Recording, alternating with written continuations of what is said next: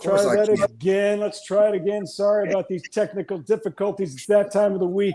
I am Fort Worth Star-Telegram sports columnist Mac Engel here for another episode of Dallas Cowboys Overtime, joined by the man in purple, Mr. Clarence E. Hill Jr. Clarence, before we talk about the Dallas Cowboys and what How did we get switched right there? I don't know. I don't even ask anymore. I don't know look at it. It's doing it again. We have no control over any of this stuff. We have all this technology, which is controlling our lives. And it's always made our lives a lot easier, even though it's driven us crazy to the point of drinking. Clarence, before we talk about this week's events at the Dallas Cowboys, which actually are quite numerous, even though it's the offseason, you're getting ready to participate in a home run derby this week, where you're representing a great charity that of your interest. Can you tell the good people what you're getting ready to do this weekend? Yeah, the See It Through Foundation is supporting our scholarship fund. We give like 20 scholarships to high school seniors. We also have a mentoring program that we do in Grand Prairie and Arlington. It's through my fraternity, Omega Psi Phi. It's our See It Through Foundation, seeitthrough.org. And I'm raising money for them. So it's a good cause. It's a great weekend. We got a lot of different activities. So that's my focus. Outstanding. And for those of you who didn't know, Clarence is a proud alum of the University of Texas, which isn't really a football school as much as it is a softball school. Clarence, I know you're bragging about the UT softball team, which is going to the College World Series against its rival, the Oklahoma Sooners. It's the Red River Shootout for the softball World Series. I mean, but Mac, I just need you to tell the whole story, okay? Not just a softball school, World Series and the championship game, baseball, men's tennis, regional, swimming, volleyball. Tennis won the national championship. Swimming won the national championship. Yep. The men's golf won the national championship. Okay, let's keep it. The rowing team won the national championship. Rowing power. Now, if we could only beat Kansas in football, we'll be okay. I know, right? I can't wait for that game, by the way. Like, that is the greatest rivalry in the last 5 years. Nobody wants to talk about, because Kansas got you guys 2 of the last time. We don't have to talk about that right now. Let's talk about the Dallas Cowboys. And unfortunately, the first topic this week is a really sad subject. Clarence, you broke the story, sadly, I might add, of the passing of former Dallas Cowboys running back Marion Barber, who died this week in Frisco at the age of, I believe, 38 years old. Clarence, you've been ahead of this. This isn't one of those stories that I know you, hey, I was ahead on this, but you did a great job on it. You should be commended for your work. You and I both covered Marion Barber, who was a rookie with the Cowboys under Bill Parcells in 2005. We both were aware that Marion, since his career ended with the Chicago Bears in 2011, that he had struggled a little bit, sometimes a lot, with his post-NFL existence. What did you make of this untimely passing? Yeah, it's sad, and again, let's be respectful to a certain extent, because the cause of death has not yet been determined. And they're still, making calls on that daily. It's not yet been determined. But yeah, it goes without saying he's had some issues. He's had some mental health issues since his retirement. He's been hospitalized twice for evaluations. Just talking to people close to him is something that he didn't like and didn't want to be in part of, and so that was part of his struggles and part of people's struggles who have tried to help him. But he was had a great soul. Everybody wants to talk about him being a football player and his barbaric style and how he was. He never missed anything. He was hard nosed. He was everything you wanted a football player. But as a person, he had a kind heart, he was a gentle soul. We used to get frustrated with him because he didn't like to talk to the media. He was media shy. He was too shy. He was shy. That's all. He was shy. He wasn't a bad guy. He didn't crave attention at all. And he's given a lot of his money away, a lot of different things away, just being good to people. And that's the people that people close to him are going to remember. But yeah, we need to find out, if football and his style played a role in his death, and if that caused, some things that I guess determine his demise. And that's something that's still out there that we have to ask questions about, and that's still something that we have to wait and see. You talked to his dad, who was a running back for the New York Jets in the 1980s, played a long time, actually. And you reported that the Barber family made it clear that they would respect Marion's wishes to not basically have his body or his brain studied as it relates to potential links to football and specifically CTE. Did they specify anything beyond that, Clarence? No, they said Marion had a will, and they were going to go about. Marion did not want an extensive autopsy, and he did not want his brain studied, and those were his wishes, and they were going to honor his wishes. And you have to respect the family decision, but we all know that would help future generations, and we can find out, the cause and whether it's protection or whatever else, so there won't be more Marion Barbers, there won't be more Dave Durasons and other football players who've had CTE that's caused them problems in life and caused them to harm themselves. Clarence, what do you make of this? You've covered football for a long time, a little bit longer than I have. If you go back to that rookie class that Barber was a part of with the Cowboys, you see it run the gamut. And that was a really good class. It had DeMarcus Ware, Marcus Spears, Jay Ratliff, Marion Barber, obviously. And we've seen with some of these guys, Chris Canty was another one, guys who played in the NFL for quite a long time, who hit a lot of guys. And we've seen in their post-NFL careers, they're doing okay. DeMarcus Ware doesn't look like he's aged today. Healthy, looks all right. Chris Canty's having a nice career as a broadcaster and radio, looks okay. Marcus Spears done very well for himself on ESPN, sounds great, looks all right. Jay Ratliff has had some struggles. Marion obviously had his struggles that ended tragically. It seems to me, Clarence, that there is a rush by people to say football bad.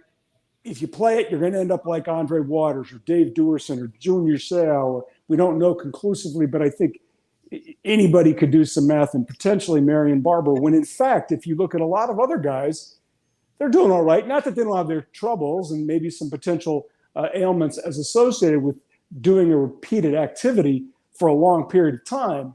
But I have a really hard time with demonizing the sport completely when we see a lot of guys who've done okay after their careers. But in fact, there are a lot of guys too who struggle with it as a result of playing as well. What do you make of it? And let's keep in mind that they're okay right now. We don't know how that will be in 10 years, 20 years. This stuff takes its toll. And the thing that's shocking about a guy like Marion Barber, unlike some other, he was 38. He was still very young. Yeah. And so, a lot of that stuff takes a while to the years and all this stuff to take its toll. I mean, the thing that we've learned over the years is that I think football has gotten better about taking care of people with concussions. They got better about their equipment. They got better about their techniques. And, Marion's style, using his head as a, battering ram, you can't do that anymore. They've tried to get that out of the game too. So they're doing some things that to help the game and to help try to alleviate some of these problems. But football is a physical sport. Football is a violent sport. There are some inherent risks that are associated with playing the game. And most players understand that. Older players understand that. Younger players understand that. And they're ready to live with it. But there are some inherent risks. But yes, you can't, it's not a cookie cutter thing. If you play football, you're going to end up like this or that or whatever. Everybody's individualized because their style of play, the way they play the game, but then they realize, listen, it's a game I love. I've loved all my life. That it's my favorite sport. It always has been, Just curious. I want to ask you one more thing. We'll move on to a different topic. Having seen how the game has evolved, and now we know some of the players that we liked as kids growing up. You like the Cowboys of the 70s, Tony Dorsett, who struggled a lot later in his life with a lot of ailments. And he'll be the first one to tell you, I wouldn't trade it. I had the bug and I loved it. A lot of guys that I grew up in the 80s I loved watching Lawrence Taylor play. Lawrence is wired a little bit differently. He's certainly had some issues. Having said all that, and now we know conclusively there is a direct correlation between all these hits and this, does it make you any less of a fan? It really hasn't me. The only thing I don't like seeing big hits anymore the way I may have when I was in the 80s or 90s. You? No, it hasn't, because, it's, and I guess it's not just NFL because really this stuff goes back to high school. I mean, most of these guys are, the troubles they're having tonight. We want to blame the NFL because the NFL has all the money. But even going back to high school, I remember in high school, when I got a concussion, give you some smelling salt, they see you back in the game. Yep. And most of the older players are not just dealing with concussions and issues from the NFL, but also from high school, middle school, and college. And then you got to lump all that those years of playing the game and saying, he got his bell rung and just shake it off and go back in the game.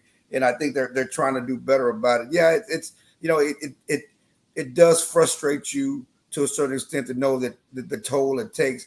But just being a guy who's covered the game, the thing that turns me off is the business more than that. I mean, the business of how they treat them and the lack of guaranteed contract and how they, once you can't play anymore, they get rid of you and they get you out of there. Yep. It's the business side of the game that turns my stomach more than that. Yeah, I agree with you. And I, that's something I learned actually covering the National Hockey League a long time ago, which was fans should be a lot more pro player when it comes to contracts and things like that than they are. They're far more team oriented and owner centric than when in fact they have more in common with the players than they do with the owners. Anyways, we could talk about this all day. Let's move on to a different topic. Speaking of contracts, Dallas Cowboys tight end Dalton Schultz, who initially I think was thought of to be a sort of a secondary tight end, whose development is one of the bigger surprises for the team. So much so, he was given the franchise tag in the offseason of more than $10 million. Good for Dalton, but he's not crazy about it. He wants a longer-term deal. So rather than participate in the what do voluntary OTAs, he's not playing right now as they attempt to work out a longer-term deal. Clarence, do you think the Cowboys are going to give Dalton Schultz a longer-term deal, or is this going to play out like Anthony Spencer and he's going to be playing under the franchise tag? I think that they're comfortable with playing him under the franchise tag. He's trying to, push the envelope to a certain extent because he signed the franchise tag in March, and there have been no movement. They said they're going to have some movement. They said they're going to do contract talks. There have been none. A tight end from the Cleveland Browns just got a deal averaging $14 million a year, who has less numbers than Schultz. That's kind of the baseline of any deal that he would want to do. I don't think the Cowboys want to pay him $14 million a year. Would you? I wouldn't. No. If I'm a team, if I'm a GM, and suddenly no team in the NFL is more cap conscious than Steven and Jerry Jones. The guy's a good player, but you and I both talked about it. You've talked about it here on Overtime. He leaves a little bit to be desired in the blocking game. Yes? Yeah, and more than that, I just don't, he's not Travis Kelce. And I'm not trying to give him Travis Kelce money. No. To a certain extent. But, the thing about it is that he's only missing the final week of OTAs. Yeah, who cares? Okay. Let me know you're serious if you skip out on mandatory minicamp when you're subject to fines next week. Let me know if you're serious if you're going to miss some training camp, which I doubt he's going to do. No way. He's just trying to do something to try to put some pressure on the Cowboys. I don't know if it's going to work, but I do know that this is not what Dak would want. You already lost Amari Cooper. Your tight end has been your Linus Blanket. He's one of your trusted targets. I know that you don't really have anybody behind me. You got Jake Ferguson, a rookie out of Wisconsin, round pick, who's probably his future replacement for sure, but he's not ready right now. This is not ideally what you want. And you want him to be happy. You want him to be out there playing, and I believe he will be playing.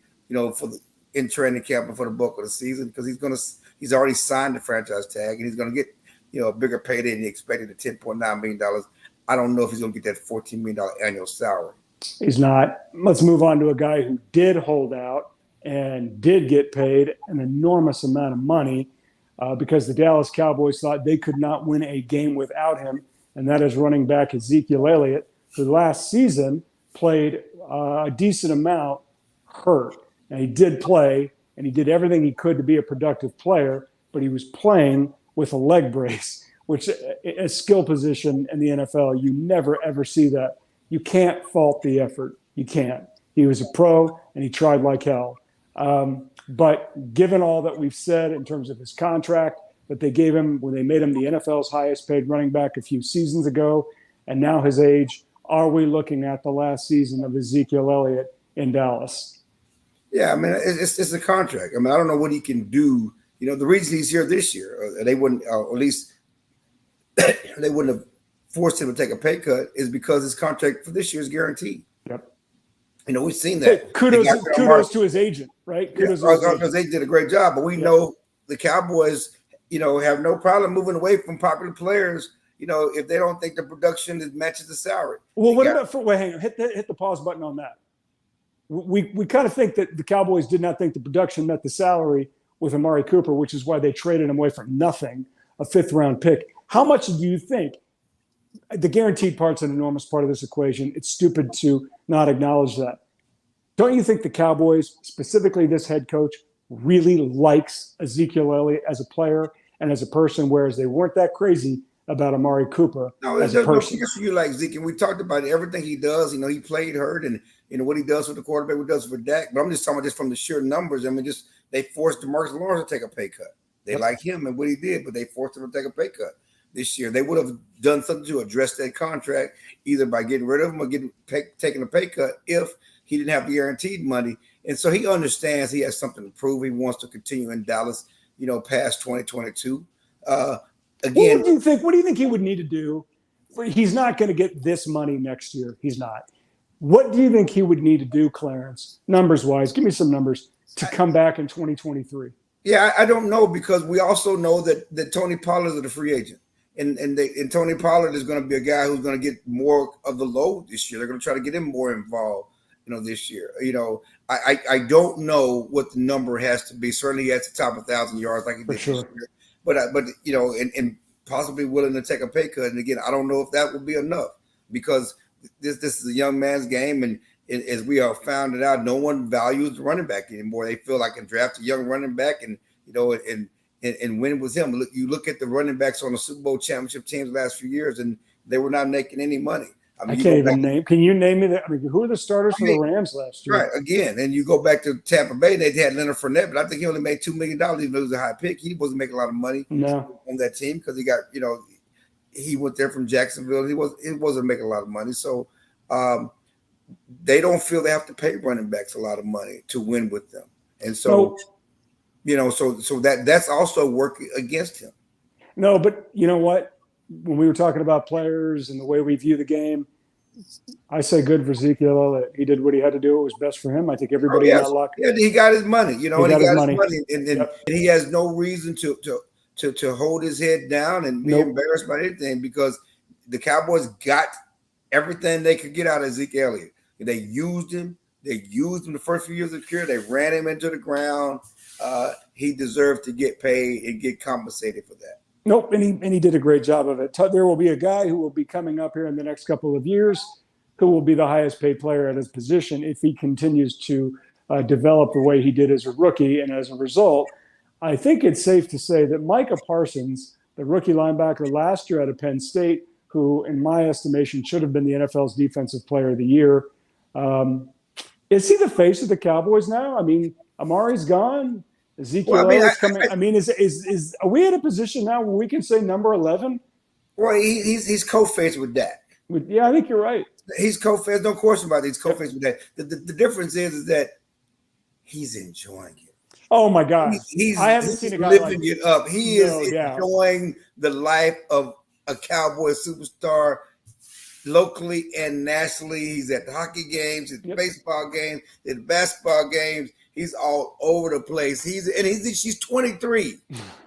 The world is his oyster right now. He should enjoy it. Yep. And so I wrote a story this week about the balance that the Cowboys have of keeping him focused on becoming an elite player and allowing him to enjoy the life of being a Cowboys superstar, because you can't take that away from him. No. And you know what? It's fine. Honestly, he should. You only get to do this once. You should take advantage of that as long as it kind of fits. And we've seen some examples where guys just lose their minds with all of that fame and wealth and, fun and women and all that stuff. And you'd understand it. He's 23. Fun and what? And who? Women. Oh, okay, Scott, I didn't know what you're talking about. Yeah, women. I mean, let's not fool ourselves here.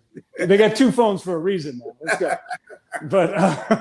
But you do understand why it happens. And as long as, it's not a problem, go out and do it. Have fun. One problem with many of those guys on those teams in the 90s. You know what I'm talking about? No. But the scrutiny was different. Social media was different. A lot of things were different back then. And again, they won. They won. Yeah. When you win, I'll bet you off, baby. When you don't win, then people say, you shouldn't have been at the club. Yep. We killed Tony Romo for it. At least I did. Shouldn't have been the combo. It all comes back to bite you when you don't win. Yeah, I just spent too much time with WrestleMania, and dropping the puck at the hockey game. All of them. You've been studying film, buddy. Let's go on to the last topic here on Dallas Cowboys Overtime, which is this is a relevant subject again because the Los Angeles Rams are doing something this week that they're better than anybody else, which is spending money.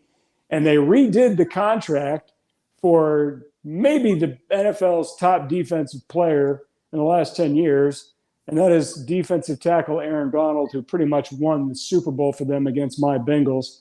They gave him a whole bunch of money. They really didn't need to. He's still a phenomenal player. Yeah, but the point is, they tore it up. They tore it up like, here's more money. Here's just more. $40 million raise. God, I want 38. His cap figure is $38 million this year. I mean, he's the highest paid non-quarterback. I can't remember a team in sports, including the Yankees and the Dodgers, that just looked at a salary cap and basically functioned like it didn't exist. Whereas it doesn't exist in baseball. It exists in football. That's the problem. Well, it does when you want it to. So meanwhile, the Cowboys are out there looking at it like it's some invisible ceiling that if they go north of it, they're going to break their head into it. Is there any chance that you could see Clarence, because Stephen Jones obviously has a greater influence now than he ever did before, and he's very cap conscious and always has been. Do you foresee a situation where the Cowboys, if they're not successful, where Stephen says, screw it, we're going to do what the Rams are doing, and we're just going to start burying these guys in money, and to hell with the consequences, we'll just figure that out later? I don't, because I just the Cowboys are so focused on being fiscally responsible and balancing the budget and doing other things. One thing I know Jerry used to say, if there was no salary cap, I would buy everybody. Well, the Rams are doing that. Right. So this is who we thought the Jerry would be. It's true. Jerry was in the cap. 1997. Let's kick the money down the road. Yeah. Let's just pay for the most players. And it's not, it's Aaron Donald, and they just gave the quarterback. You do that because you couldn't. Well, they just paid the quarterback, and it's Jalen Ramsey, and they're just spending money. They haven't even paid Cooper Kupp yet, and they're going to pay him. And they said the hell with the draft picks and everything else, and they're finding a way to get it done, and they're tearing up contracts to take care of the people to win. They won a Super Bowl. They did it before they won a Super Bowl. They won the Super Bowl. They're trying to do it again. They're doing whatever it takes to win now, and they're not worried about the future. The Cowboys are so busy on trying to win now and also worry about the future. What has it gotten them since 1995? They are the most valuable franchise in North American sports, and as I wrote this, they are a phenomenal sports entertainment company whose portfolio happens to contain an NFL franchise. That's what they've become. And they're making money off the Rams too. He does the concessions for the Rams, and Raiders, and everybody else. But as far as winning on the field, and I'm not saying you're just supposed to, indiscriminately spend money on guys who can't play just to say you're doing something. You don't do something just to be doing something. But, I say that you need to be doing something to try to improve your team. And the Cowboys, did not do anything to improve the team in free agency at the start of free agency. They said, well, after draft, there's free agency after the draft. We're gonna add some other guys. They've done nothing in free agency since the end of the draft. And of course, Max Green's gone black again. I don't know what's going on with Mac and this technology, but it's a problem. There he comes back. In and out. Do you really want to know what just happened? My sister called me. My sister's called me like 87,000 times. God. Yes, I agree with everything you just said. I saw that. I'm like, oh my God. I got to find different technology. All right. This thing's gone way too long. This has been a lot of fun. Clarence, good luck this weekend in the home run tournament. Do me a favor. Since I'm still mending from my surgery, would you hit me a home run? Yeah, Chicks dig the long ball. Okay. Okay. Thanks a lot. He's Clarence Hill. I'm Mac Engel. For all of your Dallas Cowboys and sports coverage needs, check us out on StarTelegram.com. We will be back here with Cowboys Overtime next week.